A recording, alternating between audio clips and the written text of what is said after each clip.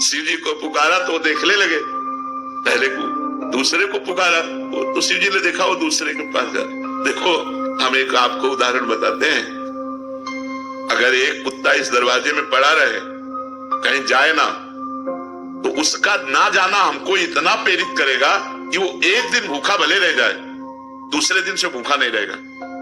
रोज दरवाजे पर निकलने पर जब हमको पता चलेगा कि ये कहीं किसी के दरवाजे नहीं जाता, केवल मेरे ही दरवाजे पे पड़ा रहता है, तो उसका पड़ा रहना हमारे ऊपर भारी हो जाएगा और हमारा कर्तव्य बन जाएगा कि यार इसको रोटी दे दो। जब कहीं जाता है और अगर ये पता है 4 दरवाजे पे जाता है तो भूखा रह जाएगा, क्योंकि वो समझेगा उनके दरवाजे में मिल गया होगा, वो समझेगा उनके दरवाजे में मिल गया होगा। तो इसीलिए हमको भगवान की अनन्य भक्ति करना चाहिए।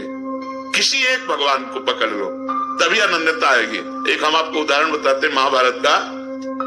उपमन्यु नाम के एक ऋषि थे, उनके पिता पहले ऋषि मुनि सब जंगल में वास करते थे, गृहस्थ होते भी, तो वो कभी किसी से दान नहीं लेते थे।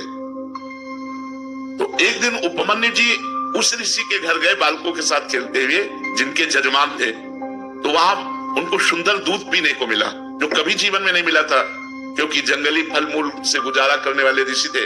उपमन्यु जी ने अपनी मां को आके कहा मुझे दूध दीजिए जैसा मैंने उनके घर में पिया। तो उनका तुम्हारे पिता किसी जजमान का दान नहीं लेते, इसलिए हमारे पास न गाय है, न सुविधा है, न दूध दे सकते हम आपको। वो हट कर लिए तो एक जंगली चावल होता है, उसको पीस करके उन्होंने पानी में पिलाया कि लो। तो उनका नहीं, ये दूध नहीं है। तो उनका अगर तुम्हें दुग्ध ही पान करना है तो भगवान शंकर की आराधना कर। बड़े आवेश में कहा, और जो चाहेगा तुझे प्राप्त होगा। तो उनका माँ फिर मुझे आराधना का नियम बताओ। तो उन्होंने नियम बताया और पंचाक्षरी मंत्र उनको दिया। वो 10,000 वर्ष तक दाहिने पैर के अंगूठे केवल खड़े होकर पंचाक्षरी मंत्र हाथ उठा के जपते रहे 10,000 वर्ष तक। भगवान शिव प्रसन्न हो गए। वैसे तो आशुतोष है और डरदारी बड़े शीघ्र प्रसन्न होने वाले। अब उन्होंने परीक्षा ली, इष्ट परीक्षा भी लेता है, उन्होंने परीक्षा ली। वो देवराज इंद्र बन गए और नंदिकेश्वर एरावत हाथी बन गए, और जितने शिव पार्षद थे वो सब देवता बन गए, और अंबा जी भगवती पार्वती जी इंद्राणी बन गए।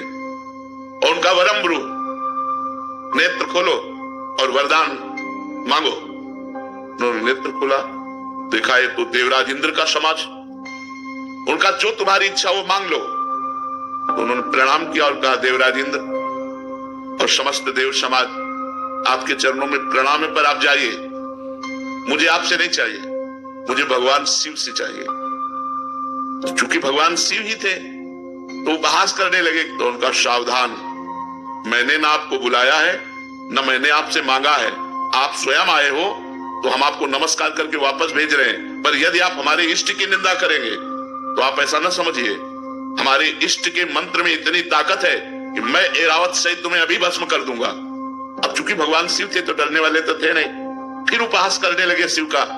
तो एक अघोर मंत्र है भगवान शिव का। हम लोग जब संन्यास मार्ग में थे तो उस मंत्र का परिचय हमें प्राप्त है। अगर ये सिद्ध हो जाए तो जो चाहे वो कर सकता है। तो उन्होंने तुरंत हाथ में जल लिया, जो ही अघोर मंत्र का संधान किया तो नंदिकेश्वर प्रकट हो गए, उस जल को रोक लिया और कहा इष्ट मंत्र से इष्ट पर प्रहार करते हो। तब देखा तो भगवान शंकर, पार्वती और समस्त पार्षदगण, तो उनका त्राहिमाम शरणागत वत्सल भगवान शिव रक्षा करो। हमने तो देवराज इंद्र समझकर प्रहार किया। बोले नहीं वत्स, मैं तुम्हारी परीक्षा लेने आया था कि देखें तुम एकनिष्ठ हो या केवल अपनी चाह पूर्ति करने वाले, जैसे आपने प्रश्न किया। अब बोलो क्या चाहते हो। तो उनका जो हमारी कामना थी उसकी पूर्ति होनी चाहिए। तो उनका क्षीर समुद्र से, जिसमें भगवान शयन करते हैं, उस क्षीर समुद्र से रोज तुम्हें दुग्ध आएगा, और अजरश्चैव अमरश्चैव, और जब तुम हमें याद करोगे मैं प्रकट हो जाऊंगा। तो अनन्य निष्ठा से ही वस्तु की